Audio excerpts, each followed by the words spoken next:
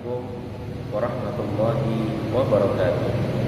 Sahabatku dimanapun berada yang dirahmati dan dimuliakan Allah subhanahu wa ta'ala, di dalam Al-Quran Allah subhanahu wa ta'ala berfirman, wa ma khalaqtul jinna wal insa illa liya'budun.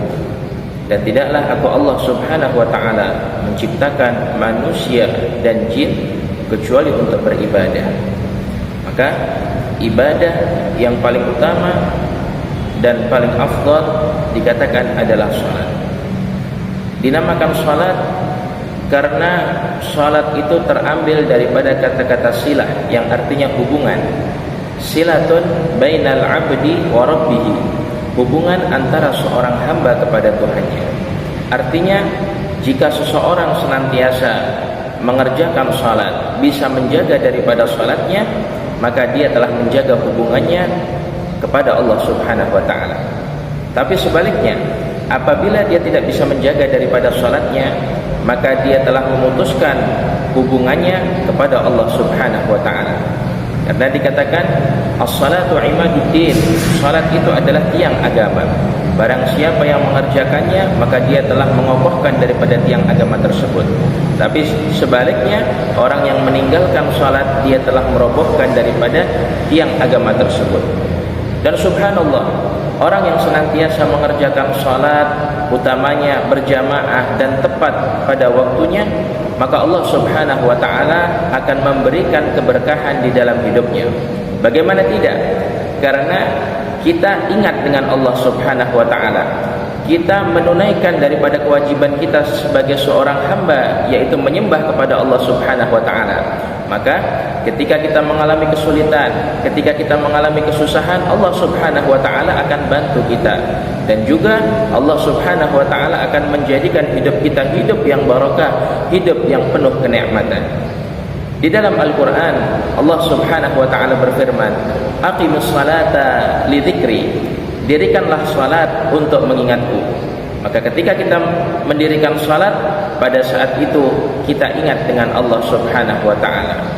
Dan juga di dalam salat ada adab-adab yang harus kita jaga, yaitu adab di sini ada dua, adab zahir dan adab batin.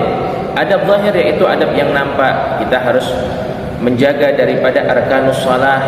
Kemudian sebelum salat kita harus berwudu, kemudian kita harus tumakninah dan lain sebagainya.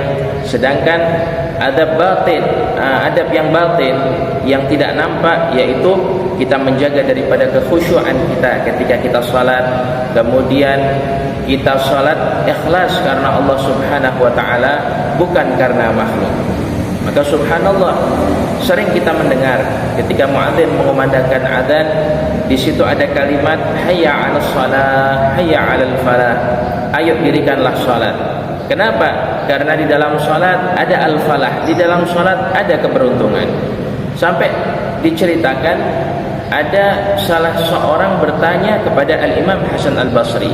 Orang itu bertanya, wahai Imam, kenapa saya berdoa kepada Allah subhanahu wa ta'ala, hajat saya belum juga diijabah oleh Allah subhanahu wa ta'ala?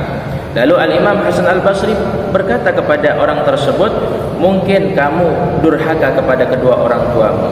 Dijawab, alhamdulillah saya senantiasa berbakti dengan sebaik-baiknya bakti kepada kedua orang tua. Kemudian ditanya lagi, mungkin kamu memutuskan daripada tali silaturahim. Dijawab, alhamdulillah saya senantiasa menyambung daripada silaturahim. Kemudian kata Imam Hasan Al-Basri, mungkin engkau menunda-nunda waktu salat. Maka pemuda itu mengatakan, iya, itu yang aku lakukan. Maka kata Imam Hasan Al-Basri, hadas sabab, ini sebabnya kenapa Allah subhanahu wa ta'ala menunda daripada ijabah doa yang kamu panjatkan kepada Allah. Jawabannya karena kamu menunda-nunda waktu sholat. Maka orang yang menunda-nunda waktu sholat saja permintaannya akan diakhirkan oleh Allah subhanahu wa ta'ala, maka bagaimana dengan orang yang meninggalkan sholat sama sekali? Kemudian ketika waktu sholat sudah tiba, ayo ajak daripada suami, istri, anak, keluarga dan orang-orang terdekat kita untuk senantiasa mengerjakan sholat.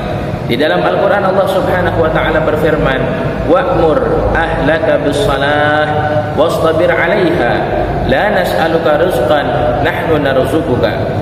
perintahkan keluargamu untuk senantiasa mengerjakan salat. Wastabir 'alaiha, dan bersabarlah ketika mengerjakan salat. Maka ketika kita sudah bisa mengajak keluarga kita untuk mengerjakan salat, mengajak orang terdekat kita untuk mengerjakan salat, kita istiqamah mengerjakan salat. Kemudian kata Allah Subhanahu wa taala, la nas'aluka rizqan. Jangan kamu khawatir dengan masalah rezeki. Kenapa? Nahnu narzuquka, kami Allah yang akan mengarahkan rezeki itu datang kepada kalian. Artinya apa? Allah Subhanahu wa taala ketika kita mengerjakan salat, bisa menjaga salat, Allah akan memudahkan segala urusan kita. Baik itu pekerjaan kita atau rezeki kita atau kehidupan kita, semua akan dimudahkan oleh Allah Subhanahu wa taala. Makanya ayo bersama-sama kita muhasabah. Kita lihat bagaimana salat kita. Sudah bagus atau belum? Kalau belum, mari kita bersama-sama kita lebih giat lagi, lebih semangat lagi untuk mengerjakan salat, utamanya tepat pada waktunya dan secara berjamaah. Semoga bermanfaat. Wallahul muwaffiq ila aqwamit thoriq. Assalamualaikum warahmatullahi wabarakatuh.